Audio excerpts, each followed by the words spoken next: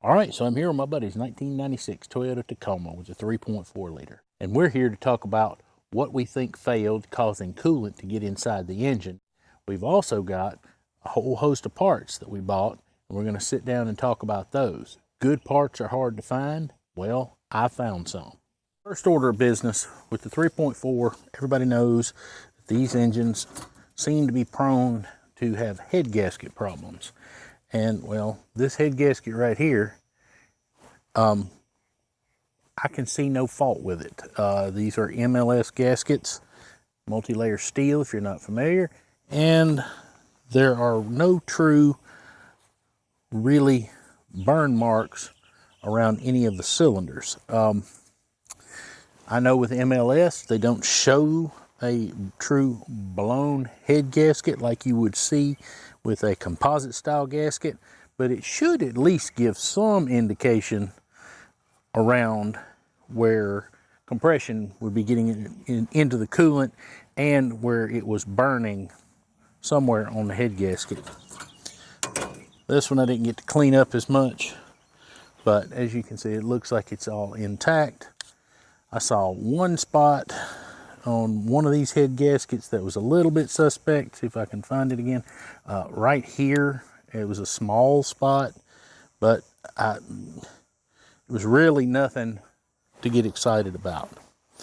So we assumed that when we started tearing this engine down that we were going to find either a blown head gasket, possibly a warped head, possibly a cracked head.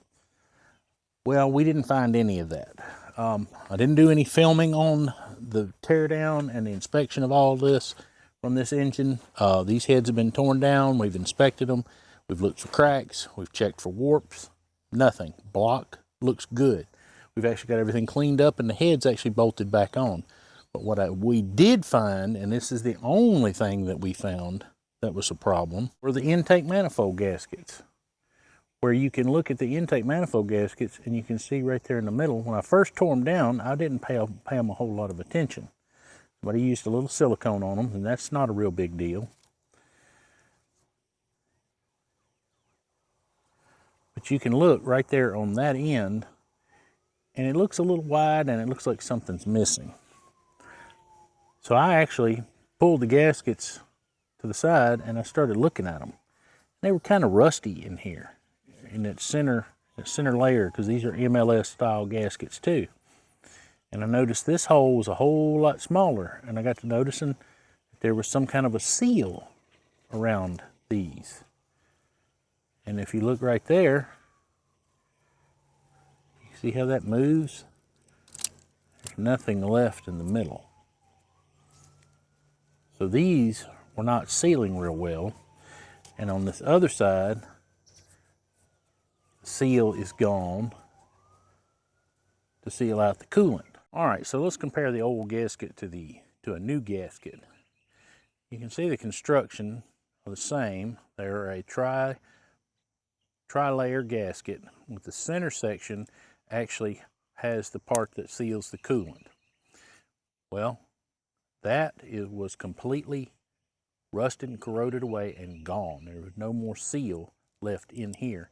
So it could have very easily been able to push coolant right into the intake port, which is right there.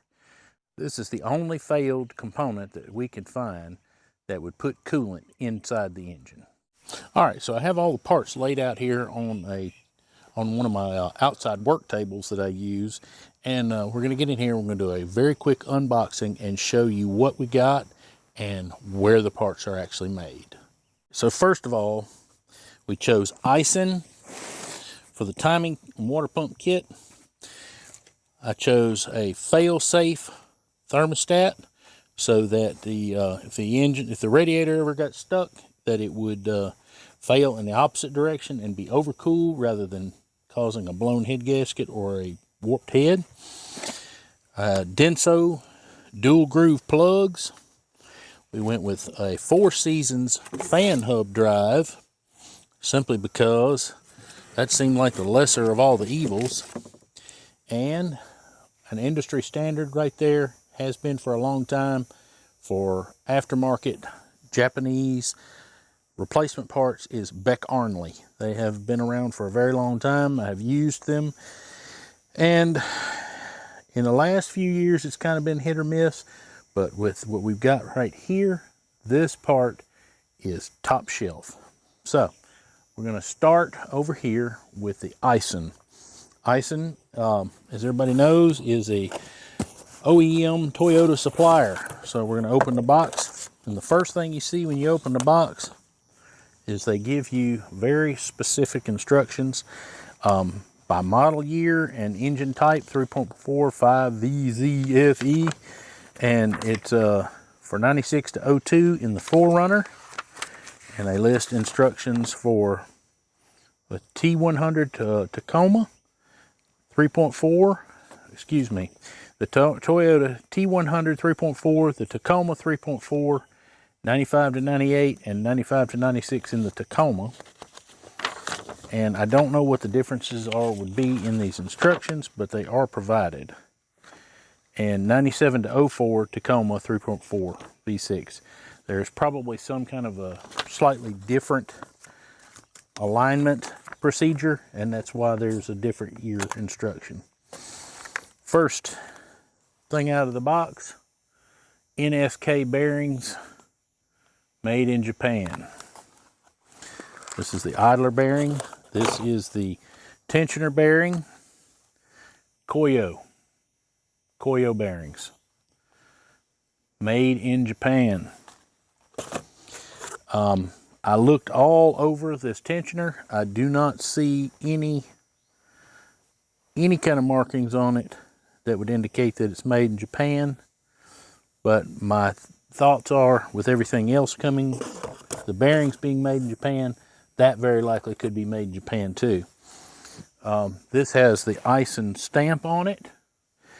And again, it's a very fine finished piece, bearings smooth, but I do not see anything on the actual water pump that indicates Japan. But there are some little cues, like the casting flash is ground off in places where to make it a nicer looking part, and the machine surfaces are extra smooth, well finished. Not typically what you see in a Chinese part. This is an Aisin water pump, very good.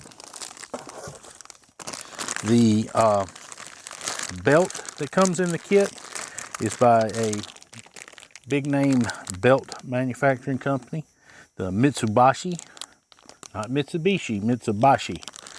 And it is actually made in Japan. Quality, top quality kit. The Four Seasons fan drive. I cannot find any country of origin anywhere on this piece. It looks like it's going to be a decent piece. Bearing is smooth. Don't see any problems with it. Like I said, we went with Four Seasons. One of our options is Dorman, and I only use Dorman if I'm broke down on the side of the road. Now, head gaskets set, well, it's upper engine set. Here in the last few years, Beck Arnley has started to outsource some parts that they supply to us, and they're coming out of China. Well, I was actually surprised that when I opened the box, that this upper engine set is a made in Japan set. So these should be very top quality parts for this 3.4. One of the surprises that I had, thermostat, I don't know if you can read that or not, it's made in Israel. I've had other parts made in Israel. They seemed like they're very good quality. Now, the last thing we're going to talk about with parts, I mentioned that we had Denso plugs. There it is. Can you read that right there? Made in China. I don't know if that goes for all of Denso plugs. Denso plugs were made in the USA or made in Japan. All right, so one last thing on parts. This is a box of NGK plugs. This is recently purchased, so I wanted to show you this. These are assembled in the USA using parts made in Japan. All right, so I have been a fan of Denso for as long as I have been doing this job, for over 30 years, and probably further back. Used Denso for a very long time. It's sad to say we've come to the day where they're actually made, I'm seeing them being made in China. They may be just perfectly fine and be no problem at all. The NGK plug will be my go-to plug moving forward. I can no longer recommend Denso unless I can see that they were from a plant made in Japan. I'm not going to contribute to China any more than I absolutely have to.